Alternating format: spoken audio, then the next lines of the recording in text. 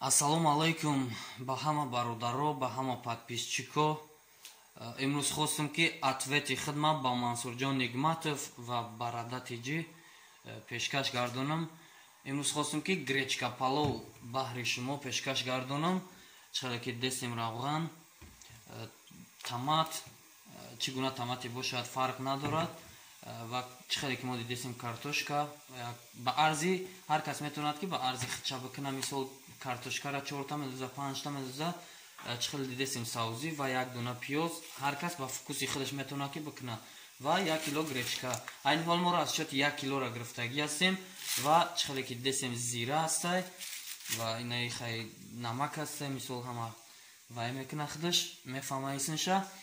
Ва айни ҳол моро ҳамроҳ бошед. Мо сар мекунем аз равған. Дега мондагием, дег гарм шидагиай меандозем аввалин равғанро.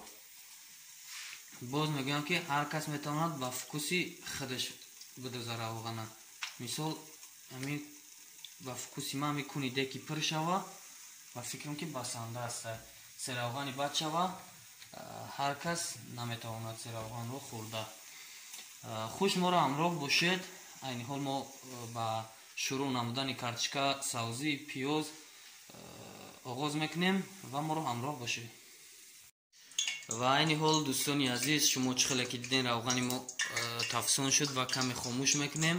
Ва чхеле ки диден картошка, пиёзро, савзиро мо айни ҳол пӯст кардем ва инҳоро майда карда баъдан боз ба навор мегирем, ба шумо пешкаш мегардонем. Моро ҳамроҳӣ кунед. Ва як чизи дигарро хотиррасон менамоям ки ҳар касе ки мехоҳад ба гӯшт ё ки ба думбаи гӯспанд бикунад, бо бениҳоят ба маззатар меояд. Аз сабабе ки мо рафтем дар мағоза набуд думбаи гӯспанд, хостем ки маззаашро бе гӯшт фаҳмем ки чӣ хел мазза дорад мақсад. Хуш моро ҳамроҳ бошед. Акаи Мансур ва бобои Барадатиҷи мебинем ҳозир ку авқоти мо чӣ хел ба мазза меояд. Хуб, ҳамроҳ бошед. Ва дӯстони азиз, айни ҳол равған хеле гарм шудааст. Мо метавонем ки пиёзи резакардаи худро андозем дарун. Ҳар кас метавонад ба вкуси худаш реза куна. Мисол майда куна, майда мефураш, калонтар куна, калонтар. Аз сабабе ки корҳои мо зиёд мондааст, мо калонтар реза кардем ки вай ҷӯшидан бигирад дар дуруни равған ва мо давоми коромона дидан бигирем. Хуб, биё ба дасти рост мехапем. Бисмиллаҳи раҳмони раҳим. Айни ҳол ба тафтон меандозем пиёзро. Пиёзро меандозем. Баъдан то омода шудани пиёз, боз сабзавотҳои мондаро майда мекунем. Бисмиллаҳи раҳмони раҳим.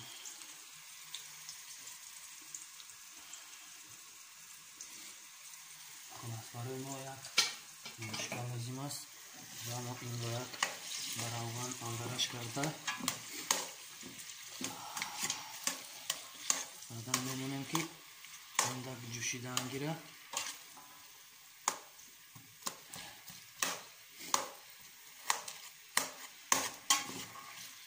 ҷӯшидан гира ва мо давоми мондаи чизҳоро мо шурӯъ мекунем ба пӯст кардани ва майда кардани сабзи. Сабзиро мо метавонем айни ҳол моро ҳамроҳ бошед. Мо нишон медиҳем ки чӣ хел майда кардан лозим аст. Хуш дӯстони азиз, чӣ хеле ки шумо диден сабзиро ананқадар тунук реза мекунем ва чоркунҷа ё ин ки кругли фарқ надорад. ҳар кас чӣ хеле вкусаш бошад. Барои чӣ борик реза накардем? Ба он хотире ки ин тавр хубтар меҷӯшаду тезтар меҷӯшад. Ва айни ҳол ин пиёзи мо ҳам ва қавле ҷӯшида истодааст. Ва барои хушмазза шудани хӯрок мо метавонем ки на барои ранг гирифтанаш, балки барои хушмазза шуданаш як қошиқ томат меандозем, қатъи пиёз меҷӯшонем. Ба чӣ хотир қатъи пиёз меҷӯшонем ки мегӯям ку як матал аст хидмон кичика дар кичикише аруса дар арусиш мегӯям чӣ хел як матал аст ку ами аввал ки сахт гирифтӣ то ахира ба мазза мешавад мақсад. Аввал ки авқота маззаша сӯз кардӣ, иншоалло ки то ба охир маззаи авқот гум намешавад. Хулас, пиёз бо ҳамроҳи томат каме дигар тафт мехӯрад ва мо шурӯъ мекунем ба майда кардани картошка. Чхеле ки дидем сабзиро ин тавр реза кардем, картошкаро ҳам айнан ҳамин хел майда мекунем. хуш моро ҳамроҳ бошед дӯстони азиз ва мебинем ки чӣ гуна хӯрок бо сифат меояд ё ин ки бесифат. мебинем дӯстони азиз, моро ҳамроҳ бошед, мо бошад аз пай кор мешавем. ва дӯстони азиз, айни ҳол чхеле ки дидем картошкаро ана ҳамин гуна бо ҳар кас метавонад ки ба вкуси худаш майда кунад, чунки мо ин гуна кардем ки авқати хӯроки мо яъне зудтару тезтар омода шавад. ва айни ҳол мебинем ки пиёз дар чӣ ҳол қарор дорад. чхеле ки мо дидестем пиёз қариб ки об шуда истодааст. каме гирд тоб медиҳем инро ва баъдан як 5 дақиқа дигар лозим аст ки ин ҳамхел об шуда мулоим шуда равад ки дар нолаи ҳар яки мо наояд ки неприятни нашавад. гуфтаяму гапо чӣ қадар об шава пиёз бо ҳамроҳи тамад бинед чӣ хел бӯи хуш мебарояд аз даруни хӯроки мо. ва баъдан мо айни ҳол инро каме дигар таф медиҳем. баъдан бо оғоз мекунем ба сабзӣ ва картошка. моро ҳамроҳ бошед дӯстони азиз, иншоалло ки ҷои беҳтаринаш омадагиай ҳамроҳ бошем. ва дӯстони азиз, чӣ хеле ки мо дидестем пиёзи мо ҳам омода шуда истодааст ва мо то он дам бекор намешинем. ҳамин гречкаи худро як обгардон карда баъдан бо корҳои дигарро давом медиҳем. озод обгардон мекунем, хушрӯвакак мекобем. ба оби хунук ё гарм фарқ надорад, ҳар кас ба вкуси худаш, мақсад ба жилани худаш. мо камтар оби ширгарм қатӣ кардестем ва хулас ҳамин гуна обашро рехта озод боз обгардон мекунем. хулас инро обгардон кардан мегирем ва чӣ хеле ки мо гуфтем картошка ва сабзии мо омода аст. як бор инро ҳам обгардон мекунем, ин ҳамин тавр истад. баъдан боз инро обгардон мекунем.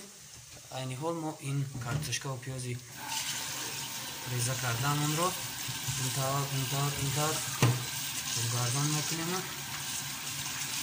баъдан меандозем.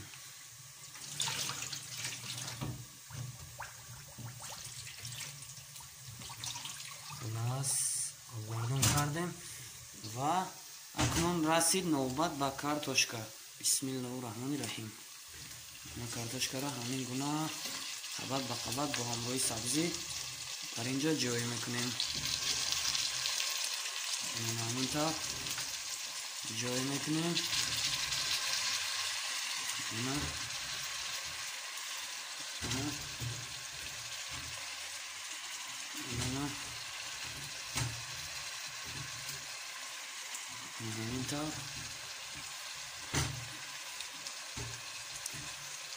хуш, инҳоро ки ҷой кардем, акнун лозим аст ки мо инро камтар алдараш кунем бо ҳамроҳи пиёз ки пиёз дар так наистодан насӯзад. ман ҳамин тавр алдараш мекунем, ҳама тарафашро ҳамин тавр боло ва поён кардан мегирем.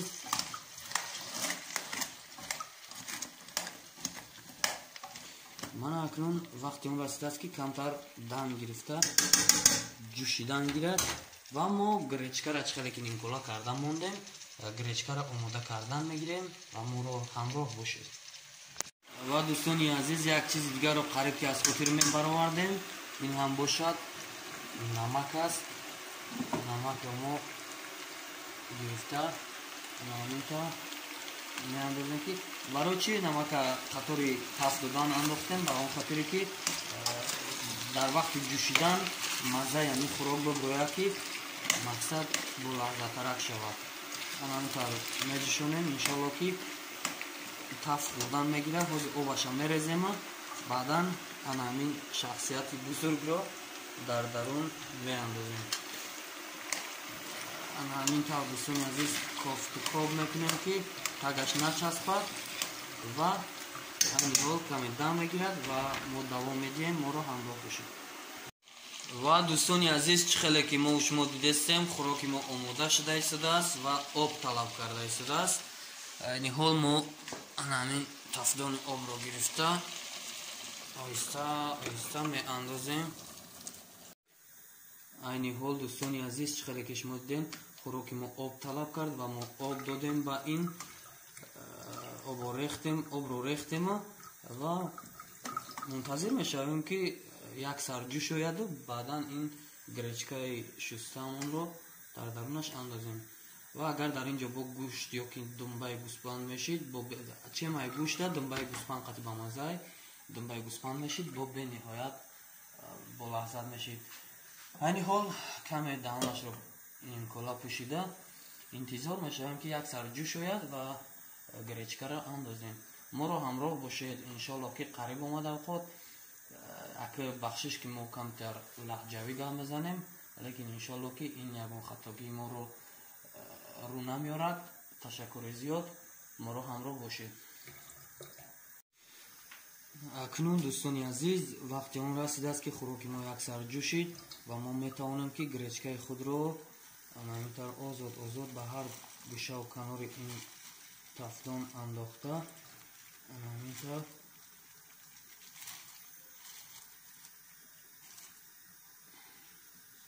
андохта баъдан инро як тоза карда ба даруни ин андохта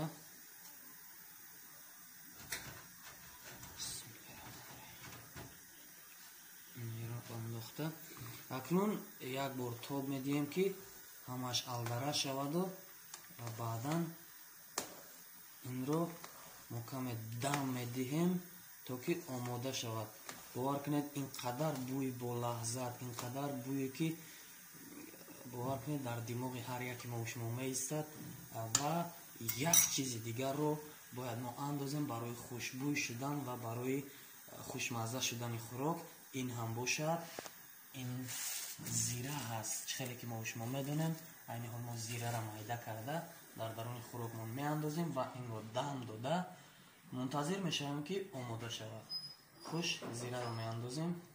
дӯстони азиз, ана ҳамин тавр зираро майда карда ва даруни хӯрок меандозем ва мунтазир мешавем ки хӯроки мо омода шавад. моро ҳамроҳ бошед то омода шудани хӯрок.